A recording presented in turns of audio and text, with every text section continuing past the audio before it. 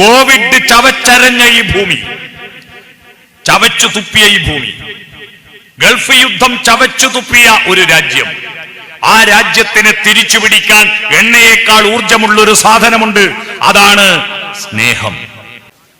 കഴിഞ്ഞ റംസാൻ മാസത്തിന്റെ അവസാനം ചന്ദ്രക്കല കാണുന്നുണ്ടോ ആകാശത്തുനിന്ന് നോക്കിയിട്ട് ഉമ്മ കുട്ടിയെയും മടിയിൽ വെച്ചിട്ട് ഇരിക്കുമ്പോ ആ കുട്ടി ഉമ്മയോട് ചോദിച്ച, ഉമ്മ ആന്താ വാഴയിൽ ഇങ്ങനെ ആടുന്ന? വാഴയിൽ എങ്ങനെ ആടുന്നു നോക്കിയാട്ടെ, ഇങ്ങനെ ആടുന്നു, പ്രത്യേക താളം. നിങ്ങൾ കേട്ടിട്ടുണ്ടോ? വാഴയില ഒരു പ്രത്യേക താളത്തിലാടും. അപ്പൊ ഉമ്മ എന്ത് പറയൂ? ആടുന്ന ആടിക്കോട്ടെ ബലാലെ, എനിക്കെന്താ? അങ്ങനെയല്ല ഉമ്മ പറഞ്ഞത്. ഉമ്മ പറഞ്ഞത്, ആകാശത്ത് വാളംപുളി കണ്ടോ? വാളംപുളി വളഞ്ഞു നിൽക്കുന്ന പുളിയുടെ ഷേപ്പിലാണ് ചന്ദ്രക്കല ഉണ്ടാകുക. വളൻപുളി പോലെ അമ്പീലി പൊങ്ങുമ്പോൾ കുലവാഴ കൈകളിൽ ഊഞ്ഞാലിലാടുന്ന കുഞ്ഞീളം പൂങ്കാറ്റ് തക്ബീർ ചൊല്ലുന്നു, ലാ ഇലാഹ ഇല്ലല്ലാ, ലാ ഇലാഹ ഇല്ലല്ലാ. വാഴയിലൂടെ ആട്ടം കണ്ടിട്ട് തക്ബീറിന്റെ താളമാണെന്ന് പാടിക്കൊടുക്കുന്ന ഒരു ഉമ്മയുണ്ടെങ്കിൽ ആ കുട്ടി ലോകത്തിന്റെ മനുഷ്യത്വത്തിന്റെ പ്രചാരകനാവും. പക്ഷിമൃഗാദികൾക്ക് കാലദേശബോധമില്ല, അതുകൊണ്ട് അവർക്ക് നല്ല സമാധാനമുണ്ട്. മനുഷ്യന്റെ ഒരു കുഴപ്പം അവന്റെ സാധ്യതകളും അവന്റെ പ്രതിസന്ധിയും കാലദേശബോധമുള്ളത് ഉണ്ട് എന്നതാണ്. എന്ന് പറഞ്ഞാൽ, നിങ്ങൾ കുവൈറ്റിലാണ്, എന്റെ ഇന്ത്യ വളരെ അകലെയാണെന്ന ബോധം നിങ്ങൾക്കുണ്ട്. എന്നാൽ ഇവിടെ പറന്നു വന്ന ഒരു ദേശാടന പക്ഷിക്ക് ഞാൻ എൻ്റെ നാട്ടിൽ നിന്ന് വളരെ ദൂരെയാണല്ലോ എന്നുള്ള ഒരു ടെൻഷൻ ഉണ്ടാവില്ല. ആ പക്ഷിക്ക് താൻ കുവൈറ്റിലാണ് ഇരിക്കുന്നതെന്ന് അതിനറിയില്ല. പഞ്ചായത്തിൽ നിന്ന് ഫ്രീ ആയിട്ട് വിതരണം ചെയ്ത ഒരു പശുവിനും അറിയില്ല ഇതേത് പഞ്ചായത്താണെന്ന്. ദേശബോധമില്ല. ഞാൻ ഇന്ത്യക്കാരിയാണെന്ന് ഒരു ആനയ്ക്കും അറിയില്ല, ഇന്ത്യക്കാരനാണെന്ന് അറിയില്ല. ഞാൻ ആഫ്രിക്കൻ ആനയാണെന്ന് ആഫ്രിക്കൻ ആനക്ക് അറിയില്ല. നമുക്കറിയാം മലയാളികളായതുകൊണ്ട് ഇന്ന് ഇടവമാസമാണെന്ന്. ഇടവം എന്ന പേര് വന്നത് പോത്തിന്റെ ചിത്രം ആകാശത്തെ നക്ഷത്രങ്ങളെ വരച്ച് കൂട്ടിച്ചേർത്താൽ ഇടവമാസത്തിൽ പോത്തിന്റെ ചിത്രം കിട്ടുന്നത് കൊണ്ടാണ് ഇടവം എന്ന് പറഞ്ഞ പോത്ത് ഇടവമാസം എന്ന് പേര് വന്നത് എന്ന് നമ്മൾ പഠിച്ചു. മേടം എന്ന് പേര് വന്നത് മേഷം ആടിന്റെ ചിത്രം കിട്ടുന്നത് കൊണ്ടാണെന്ന് നമ്മൾ പഠിച്ചു. മിഥുനം ഭാര്യാഭർത്താക്കന്മാര് വളരെ യോജിപ്പോടുകൂടി അഭിമുഖമായി ഇരിക്കുന്ന ചിത്രമാണ്. ആകാശത്തെ നക്ഷത്രങ്ങളെ കൂട്ടി യോജിപ്പിച്ചാൽ കിട്ടുന്ന മാസത്തെയാണ് മിഥുനം എന്ന് പറയുക. ഭാര്യാഭർത്താക്കന്മാര് തെറ്റിയാ 96, യോജിച്ചാൽ 69 എന്നാ പറയാ. തെറ്റിയാ 96ഉം യോജിച്ചാൽ 69ഉമാണ്. അപ്പൊ അങ്ങനെ യോജിച്ചിരിക്കുന്ന ചിത്രമാണ് മിഥുനം. ഞണ്ടിന്റെ ചിത്രമാണ് കർക്കിടകം. സിംഹത്തിന്റെ ചിത്രമാണ് ചിങ്ങം. കന്യകയുടെ ചിത്രമാണ് കന്നി. ത്രാസ്, തുലാസ് എന്ന് പറയുന്ന തുലാസിന്റെ ചിത്രമാണ് തുലാം. തേളിന്റെ ചിത്രം, തേളിനെ അറിയില്ലേ? നമ്മുടെ തേള് കുത്തുന്നത് സ്റ്റേറ്റ് ബസിന്റെ മണിയടിക്കും പോലെ കുത്തുന്നൊരു ജീവിയില്ലേ തേള്, സ്കോർപ്പിയൻ. അതിന്റെ ചിത്രമാണ് വൃശ്ചികം. വില്ലിന്റെ ചിത്രമാണ് ധനു. മകരം, നർമ്മദാദേവിയുടെ വാഹനമായിരിക്കുന്ന മകര മത്സ്യമുണ്ട്. മുഖം മകരം എന്ന് പറഞ്ഞാൽ മുതലയാണ്. മുഖം മുതലയുടെയും ഉടല് മത്സ്യത്തിൻ്റെതുമായിരിക്കുന്നതാണ് മകര മത്സ്യം. അതിന്റെ ചിത്രം കിട്ടിയ മകരം. കുംഭം എന്ന് പറഞ്ഞാൽ പാത്രം. മീനം എന്ന് പറഞ്ഞാൽ സാധാരണ പരൽമീനിന്റെ ചിത്രം. വീണ്ടും മേടം. ഇതൊന്നും മറ്റു പക്ഷിമൃഗാദികൾക്കറിയില്ല, നമുക്കും പണ്ടുണ്ടായിരുന്നില്ല. AD 825 മുമ്പ് മലയാളിക്ക് ഡേറ്റ് ഉണ്ടായിരുന്നു. AD 825 കൊല്ലത്ത് വെച്ച് നമ്മളൊരു കലണ്ടർ ഉണ്ടാക്കി. അതിനുശേഷം നമുക്ക് ഡേറ്റ് വന്നത്. കൊല്ലത്ത് വെച്ചുണ്ടാക്കിയ കലണ്ടറിൽ അതുകൊണ്ട് ആ കൊല്ലവർഷം എന്ന് പറയുന്നത്. AD 825 ഉണ്ടാക്കിയത് കൊണ്ടാണ് ഇതേതാ കൊല്ലവർഷം എന്ന് കിട്ടാൻ 2024 825 മൈനസ് ചെയ്താൽ മതി. അപ്പോ 1199 അതാണ് ഇത് കൊല്ലവർഷം എന്ന് കിട്ടും. അതിനു മുമ്പ് നമുക്ക് ഓരോ ദിവസത്തിനും പേരെന്തായിരുന്നു? നക്ഷത്രം മാത്രമായിരുന്നു. നക്ഷത്രം അതാണ് അശ്വതി മുതൽ രേവതി വരെ ഓരോ ദിവസത്തിനും പേര്. 27 ദിവസം. അത് കഴിഞ്ഞിട്ട് മാസം പറക്കുന്നത് 28ാമത്തെ ദിവസമാണ് ഒരു കുട്ടിയുടെ നക്ഷത്രം ഫസ്റ്റിൽ വരുന്നത്. ആ ഫസ്റ്റിൽ വരുന്ന ദിവസമാണ് കുട്ടിക്ക് പേര് വിളിക്കുക. 28ാമത്തെ ദിവസം. 28 കുളി എന്നൊക്കെ പറയും അല്ലേ? 28ാം പിറന്നാള്. 28ന്റെ കണക്കെന്താന്ന് മനസ്സിലായോ? ഒരു കുട്ടിയുടെ നക്ഷത്രം ഫസ്റ്റിൽ വരുന്ന ദിവസം. ഈ 28ന്റെ കണക്ക് പ്രകാരം പിന്നീട് ഭൂമി സൂര്യനെ ചുറ്റുന്നത് ഇതൊക്കെ ഞാനിങ്ങനെ പറയാൻ കാരണം ഇതൊക്കെ അറിയുന്ന കൊണ്ട് നമ്മൾ മനുഷ്യനായത് എന്ന് ബോധ്യപ്പെടാനാ. ഭൂമി സൂര്യനെ ചുറ്റുന്നത് 365 ദിവസം കൊണ്ടാണെന്ന് നമ്മൾ കണ്ടെത്തി. പക്ഷെ നമ്മുടെ കേരളത്തിൽ ഈ കണക്ക് എത്തുന്നില്ല. നമുക്ക് 12 മാസമാണ്, 27 ദിവസമാണ്. 27 ദിവസം 12 മാസം, 324 ദിവസമേ കിട്ടൂ. 365 വേണ്ടേ? ടാലിയാവുന്നില്ല. 365 ദിവസം വേണം. ഭൂമി സൂര്യനെ ചുറ്റുന്ന മണ്ഡലം എന്ന് പറഞ്ഞാൽ വട്ടം പൂർത്തീകരിക്കാൻ 365 ദിവസം വേണം. പക്ഷെ നമ്മുടെ കയ്യിൽ 324 ദിവസമേ ബാക്കിയുള്ളൂ.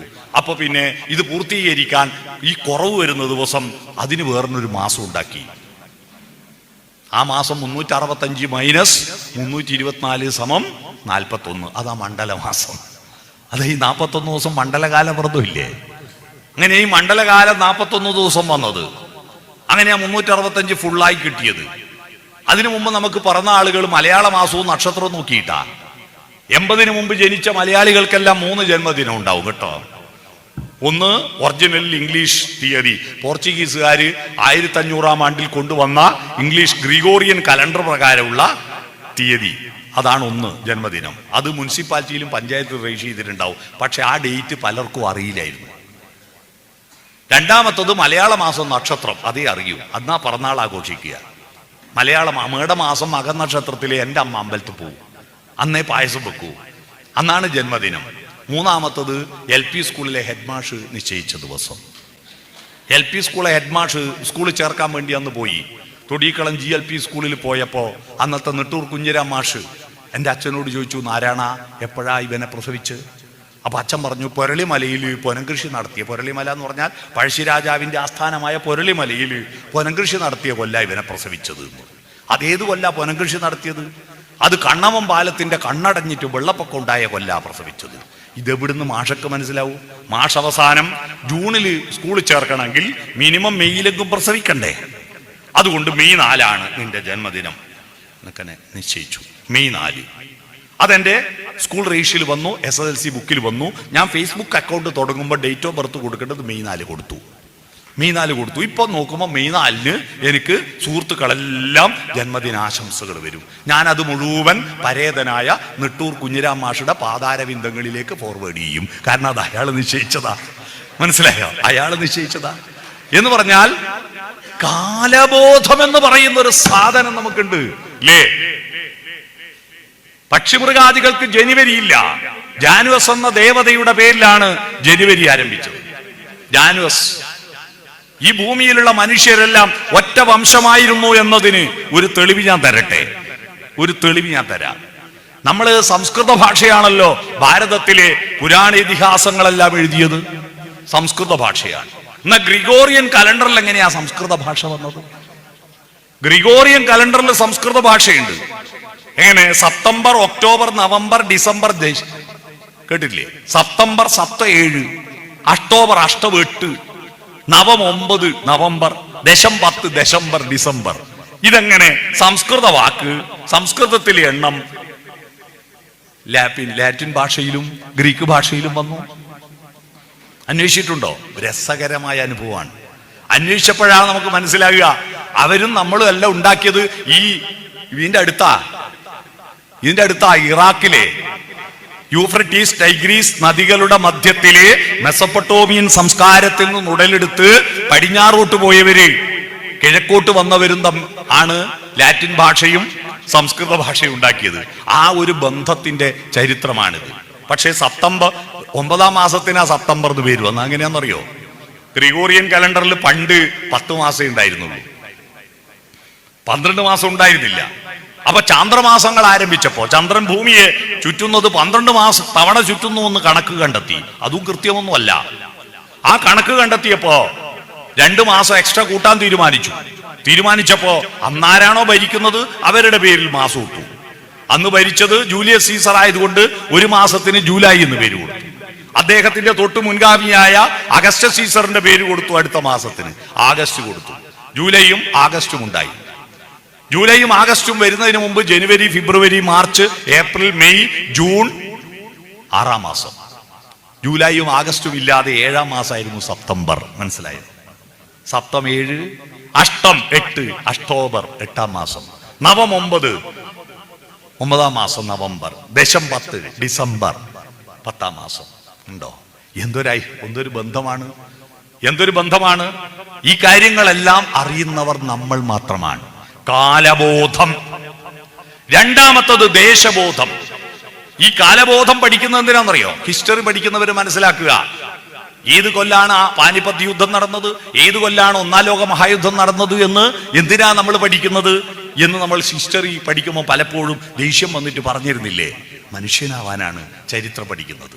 എവിടെ നിന്നോ വന്നു ഞാൻ എന്നറിയുന്നവനെ എവിടേക്കോ പോണു ഞാൻ, എവിടെ നിന്നോ വന്നു ഞാൻ, എവിടേക്കോ പോണു ഞാൻ. വിളക്കുമരമേ വിളക്കുമരമേ വെളിച്ചമുണ്ടോ. ആ വിളക്കുമരം അശ്വമേധ നാടകത്തിലെ പാട്ടായത്.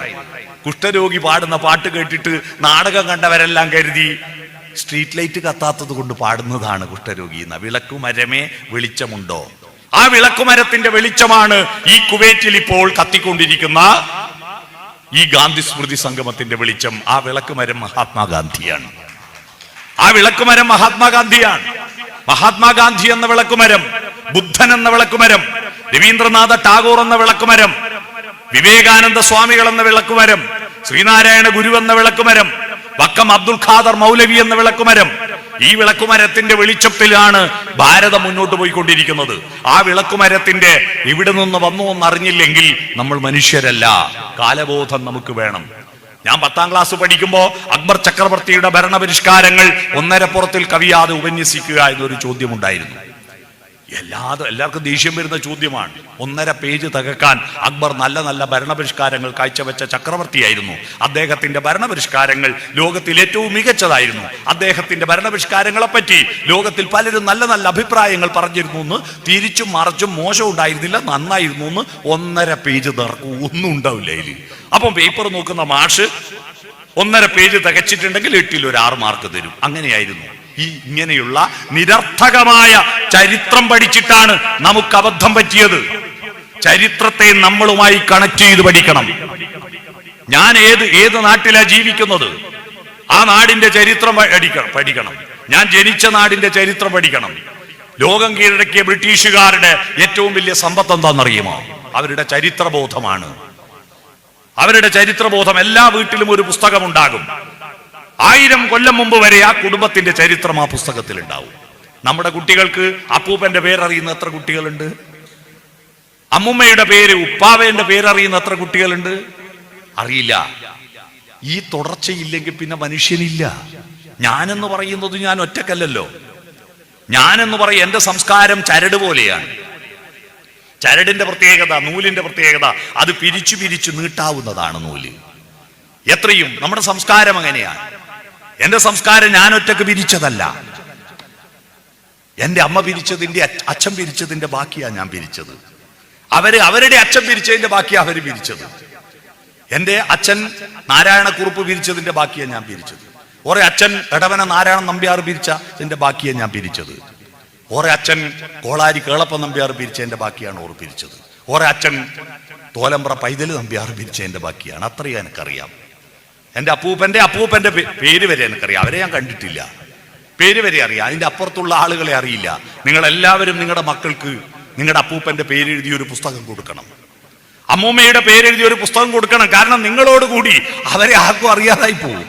എന്നിട്ട് കുട്ടികളോട് പറയണം, തലമുറ തലമുറ തലമുറ കൈമാറിയിട്ട് 1000 കൊല്ലം 2024 നിന്ന് 3024 എത്തി വെക്കുമ്പോ ആ 3024 കണ്ണൂരിന്റെ കേരളത്തിന്റെ ഓർമ്മ തെറ്റായിട്ട് ഒരു സ്ഥലമുണ്ട്. അറിയാമോ? ഈ ദോശ ചൂടുമ്പോ മാവ് മുക്കിയിട്ട് തട്ടിലേക്ക് കൊണ്ടുപോകുമ്പോ ഈ കോരുന്ന സ്പൂണിന്റെ അടിയിൽ പറ്റിയിരിക്കുന്ന മാവ് ഉറ്റിപ്പോവല്ലോ ഈ അമ്മിക്കല്ലില്, അടുപ്പുകല്ലില്. ആ ഉറ്റിപ്പോയ 1-2 ഉറ്റ് പോലെ പോണ്ടിച്ചേരിയുടെ സംസ്ഥാനത്തിന്റെ 2 ഉറ്റുണ്ട് എൻ്റെ നാട്ടിൽ, പള്ളൂരും മാഹിയും. അപ്പൊ 3024 ആ ഉറ്റായിരിക്കുന്ന മാഹിയിലുള്ള ഒരു ചെറുപ്പക്കാരൻ പറയണം, 1000 കൊല്ലം മുമ്പ് കുവൈറ്റിൽ എനിക്ക് ഒരു അപ്പൂപ്പൻ്റെ അപ്പൂപ്പൻ്റെ അപ്പൂപ്പൻ്റെ അപ്പൂപ്പൻ ഒരു മധു ഉണ്ടായിരുന്നു. അദ്ദേഹം അവിടെ ഒരു ഗാന്ധി സ്മൃതി സംഗമം സംഘടിപ്പിച്ചിരുന്നു എന്ന് പറയണം. അതിനൊരു രേഖ നിങ്ങളുടെ വീട്ടിലുണ്ടാവണം. ചരിത്രം പഠിക്കണമെന്നർത്ഥം. മനസ്സിലായില്ലേ? ഗാന്ധിയെ മറക്കുന്നതിന്റെ കാരണം ചരിത്രത്തിനോടുള്ള അവഹേളനമാണ്. ചരിത്രം അന്വേഷിക്കുന്നില്ല നമ്മൾ. എന്തിനാ ചരിത്രം പഠിക്കുന്നത്? വെറുതെ കൊല്ലം പഠിക്കുക. ദേശം പഠിക്കണം. കാലദേശബോധത്തെ നമ്മൾ ഗ്രാഫ് വരച്ചാൽ കാലബോധത്തെ y ആക്സിസിലും ദേശബോധത്തെ x ആക്സിസിലും, അതാണ് graph. y axis and x axis. ആ കാലബോധവും ദേശബോധവും ചേരുന്നതിനാണ് എന്ത് പറയാ? പ്ലസ് എന്ന് പറയാ കേട്ടോ. പ്ലസ് ഇല്ലേ? പ്ലസ് കൂട്ടണം എന്ന പറയുന്ന പ്ലസ്. നമ്മുടെ കുട്ടികൾക്ക് A+ കിട്ടണമെങ്കിൽ അവന്റെ അറിവ് അവന്റെ ദേശത്തോടും കാലത്തോടും പ്ലസ് ചെയ്യണം. അങ്ങനെ പ്ലസ് ചെയ്യാൻ തന്റെ അറിവ്, അന്നത്തെ കാട്ടാളന് അവന് ശബ്ദം മാത്രമേ ഉള്ളൂ, എഴുത്തില്ല, ശബ്ദം മാത്രമേ ഉള്ളൂ. ഈ ശബ്ദം പരിമിതമാണ്. ഞാനിപ്പോൾ ഇവിടുന്ന് എത്ര മൈക്ക് കെട്ടി പ്രസംഗിച്ചാലും ഇത് ഈ ഭവൻ സ്കൂളിന്റെ മതിലിന്റെ അപ്പുറത്തേക്ക് പോകുന്നില്ലല്ലോ. ശബ്ദത്തിന്റെ പരിമിതി അതുണ്ടാകുമ്പോൾ തന്നെ ഇല്ലാതാകുന്നു എന്നത്. അത് ദേശത്തിന്റെ അപ്പുറത്തേക്ക് പോകുന്നില്ല, കാലത്തിന്റെ അപ്പുറത്തേക്ക് പോകുന്നില്ല. ഇവിടെ മലയാളികളുടെ പ്രസംഗം കേൾക്കാൻ കേരളക്കാർക്ക് കഴിയുന്നില്ല. ഇന്ന് നമ്മൾ സാങ്കേതികമായ സോഷ്യൽ മീഡിയയും റെക്കോർഡിംഗ് സിസ്റ്റം ഒക്കെ വന്നതുകൊണ്ടല്ലേ കഴിഞ്ഞത്. പണ്ടത് കഴിയുമായിരുന്നില്ല. അപ്പൊ അതിനെന്തു മാർഗം? മനുഷ്യന്റെ ആദ്യത്തെ അന്വേഷണം ആരംഭിച്ചത് തന്റെ ആശയങ്ങൾ തനിക്ക് ചുറ്റുവട്ടമുള്ള ഠാവട്ടത്തിന്റെ അപ്പുറത്തേക്ക് കാലത്തിനപ്പുറത്തേക്ക് എത്തിക്കാൻ എന്താ മാർഗം എന്ന് അന്വേഷിച്ചു നടന്നു ആ കാട്ടാളൻ. തന്റെ ഉള്ളിലുള്ള പര എങ്ങനെ അറിയിക്കണമെന്ന് ചിന്തിച്ചപ്പോഴാണ്, അങ്ങനെ നടന്നു പോകുമ്പോ ഒരു പക്ഷി ഒരു തൂവലിട്ട് കൊടുത്തു. ആ തൂവലെടുത്തിട്ട് എന്തിനാവോ ഏതിനാവോ എന്നാണ് അവന്റെ ഉള്ളിൽ തോന്നിയത്. പക്ഷെ അങ്ങനെ ചിന്തിക്കാൻ മലയാളമില്ല. പക്ഷെ ചിന്തിച്ചു, ഇതെന്തിനാണ് എനിക്ക് തൂവല്? അപ്പൊ പക്ഷി ചിറകടിച്ച് ചിലക്കുമ്പോൾ അതും അവന് ഭാഷയാണ്. പക്ഷിയുടെ ചിറകടിക്കലിനും ഒരു ഭാഷയുണ്ട്. വാഴയുടെ ആട്ടത്തിനൊരു ഭാഷയുണ്ട്, അറിയാമോ? വാഴയിലൂടെ ആട്ടത്തിന്റെ ഒരു ഭാഷ അറിയാമോ? കഴിഞ്ഞ റംസാൻ മാസത്തിന്റെ അവസാനം ചന്ദ്രക്കല കാണുന്നുണ്ടോ? ആകാശത്തുനിന്ന് നോക്കിയിട്ട് ഉമ്മ കുട്ടിയെയും മടിയിൽ വെച്ചിട്ട് ഇരിക്കുമ്പോ ആ കുട്ടി ഉമ്മയോട് ചോദിച്ച, ഉമ്മ ആന്താ വാഴയിൽ ഇങ്ങനെ ആടുന്ന? വാഴയിൽ എങ്ങനെ ആടുന്നു? നോക്കിയാട്ടെ, ഇങ്ങനെ ആടുന്നു. പ്രത്യേക താളം നിങ്ങൾ കേട്ടിട്ടുണ്ടോ? വാഴയില ഒരു പ്രത്യേക താളത്തിലാടും. അപ്പൊ ഉമ്മ എന്ത് പറയൂ? ആടുന്ന ആടിക്കോട്ടെ ബലാലെ, എനിക്കെന്താ? അങ്ങനെയല്ല ഉമ്മ പറഞ്ഞത്. ആകാശത്ത് വാളംപുളി കണ്ടോ? വാളംപുളി വളഞ്ഞു നിൽക്കുന്ന പുളിയുടെ ഷേപ്പിലാണ് ചന്ദ്രക്കല ഉണ്ടാകുക. വളൻ പുളി പോലെ അമ്പീലി പൊങ്ങുമ്പോൾ കുലവാഴ കൈകളിൽ ഊഞ്ഞാലിലാടുന്ന കുഞ്ഞീളം പൂങ്കാറ്റ് തക്ബീർ ചൊല്ലുന്നു. ലാ ഇലാഹ ഇല്ലല്ലാഹ്, ലാ ഇലാഹ ഇല്ലല്ലാഹ്. വാഴയിലൂടെ ആട്ടം കണ്ടിട്ട് തക്ബീറിന്റെ താളമാണെന്ന് പാടിക്കൊടുക്കുന്ന ഒരു ഉമ്മയുണ്ടെങ്കിൽ ആ കുട്ടി ലോകത്തിന്റെ മനുഷ്യത്വത്തിന്റെ പ്രചാരകനാവും, ആർദ്രതയുണ്ടാക്കും. അതിനു പകരം ബലാൽ എനിക്ക് വേറെ ഒന്നും പണിയില്ല എന്ന് ചോദിച്ചാൽ തീർന്നു, അവന്റെ മനുഷ്യത്വത്തിന്റെ തെഴുപടർത്തി. ഈ ശബ്ദം കാലപ്പഴക്കത്താൽ മായ്ക്കാൻ പറ്റാത്ത ആ നാദത്തെ കാലപ്പഴക്കത്താൽ മായ്ക്കാൻ കഴിയുമോ? ബിലാലിൻ സുന്ദര ബാങ്കോലികൾ ഖുർആന്റെ കുളിരിടും വാക്യങ്ങൾ എന്നുമേ കരളിലെ കറകൾ കഴുകിടുന്നു. 1000 കാതം അകലെയാണെങ്കിലും മായാതെ മക്ക മനസ്സിൽ നിൽപ്പുന്നുള്ള പാട്ടിലെ വരികൾ ഓർമ്മയുണ്ടോ? കാലദേശത്തെ മുറിച്ചു കടക്കുന്നതിന് മനോഹരമായ ഉദാഹരണമാണ് ആ പാട്ട്. കാലപ്പഴക്കത്താൽ മായ്ക്കാൻ പറ്റാത്തതാണ്. അപ്പോ ഈ പക്ഷിയുടെ ചിലക്കൽ കേട്ടിട്ട് ഈ കാട്ടാളന് തോന്നുക, തന്നോട് പക്ഷി പറയാ, നിനക്ക് തന്നിരിക്കുന്ന തൂവലുണ്ടല്ലോ, അത് തൂലികയാക്കി മഷിയിൽ മുക്കി നിന്റെ ആശയങ്ങൾ കാലത്തിനപ്പുറത്തേക്ക് ദേശത്തിനപ്പുറത്തേക്ക് എത്തിക്കുവാൻ എഴുതൂ എന്ന്. പക്ഷെ എഴുതാൻ മഷി വേണ്ടേ? ഇവിടുന്ന് മഷി കിട്ടും. അപ്പൊ കദളിച്ചെടി കാറ്റത്തിങ്ങനെ ഇലകൾ ആടുമ്പോ ഇവൻ വിചാരിച്ചു എന്നെ വിളിച്ചതാ, മാടി വിളിച്ചതാണ്. അവൻ അടുത്തേക്ക് പോയി. അടുത്തു പോയിട്ട് ആ കദളിച്ചെടി പറയുന്നതായിട്ട് അവന് തോന്നുകയാണ്, എന്റെ കറുത്ത കായകൾ പിഴിഞ്ഞെടുക്കൂ, അതിൽ മുക്കി എഴുതൂ. മഷി കിട്ടി. എഴുതാൻ കടലാസ് വേണ്ടേ? കടലാസില്ലാത്ത കാലം. അപ്പൊ പൂതണക്ക് എന്ന് പറയുന്ന ഒരു മരമുണ്ട്, പൂതണക്ക്. ആ മരം സംസ്കൃതത്തിൽ അതിന്റെ പേര് ഭൂർജവൃക്ഷം എന്നാണ്. ഈ പൂതണക്കിന്റെ തൊലിയുടെ പ്രത്യേകത, അത് കിഴങ്ങിന്റെ തൊലി പോലെ, മരച്ചീനിയുടെ തൊലി പോലെ പലയട്ടി പൊളിച്ചെടുക്കാം. അപ്പൊ പൂതണക്ക് പറഞ്ഞു, എന്റെ തൊലി പൊളിച്ചെടുത്തോ, അത് ഉണക്കിയിട്ട് അതിലെഴുതിക്കോ. കാളിദാസന്റെ അഭിജ്ഞാന ശാകുന്തളം നാടകം എഴുതിയത് പൂതണക്കിന്റെ തൊലിയില. ഭൂർജപത്രം എന്നതിന് പറയാം. അപ്പൊ ഭൂർജപത്രം കടലാസ് കിട്ടി, കദളിച്ചെടിയുടെ കായ പിഴിഞ്ഞെടുത്ത മഷി കിട്ടി, പക്ഷി കൊടുത്ത തൂവലാകുന്ന തൂലിക കിട്ടി. അടുത്ത ചോദ്യം, എന്താ എഴുതേണ്ടത്? എഴുതാൻ്റെ കാര്യം എന്താ? അതാണ് ONV കുറുപ്പിന്റെ കവിത. ചിറകിൽ നിന്നൊരു തൂവലൻ മുന്നിലിട്ടു പോയൊരു പക്ഷി, ഇതു നീ എടുത്തുകൊള്ളുക. കദളിപ്പൂച്ചെടിയതിൻ കായ്മണികൾ നീട്ടി, ഇതിലെഴും ചായമെടുത്തുകൊള്ളുക. ഒരു ഭൂർജ തരുവോതി എൻ സ്നിഗ്ധ ചർമ്മത്തിൻ ചിന്തീതാ, നീ എടുത്തുകൊള്ളുക. പറയൂ, ഞാനെന്തേ കുറിച്ചു തരേണ്ടതെന്നറിയാതെ ചോദിച്ചു പോയ നേരം, ഉത്തരം കേട്ടു കുറിച്ചു വയ്ക്കൂ ഞങ്ങൾക്കിത്തിരി സ്നേഹത്തിൻ അക്ഷരങ്ങൾ. ഉത്തരം കേട്ടു കുറിച്ചു വയ്ക്കൂ ഞങ്ങൾക്കിത്തിരി സ്നേഹത്തിൻ അക്ഷരങ്ങൾ.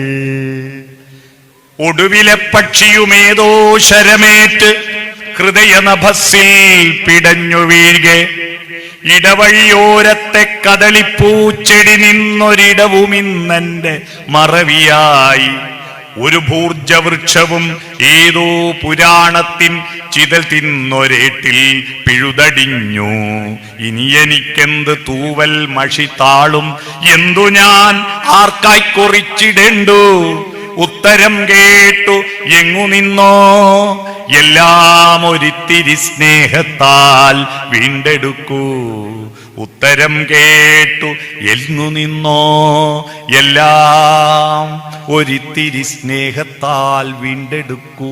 കോവിഡ് ചവച്ചരഞ്ഞ ഈ ഭൂമി, ചവച്ചു തുപ്പിയ ഈ ഭൂമി, ഗൾഫ് യുദ്ധം ചവച്ചു തുപ്പിയ ഒരു രാജ്യം, ആ രാജ്യത്തിനെ തിരിച്ചു പിടിക്കാൻ എണ്ണയേക്കാൾ ഊർജമുള്ളൊരു സാധനമുണ്ട്. അതാണ് സ്നേഹം.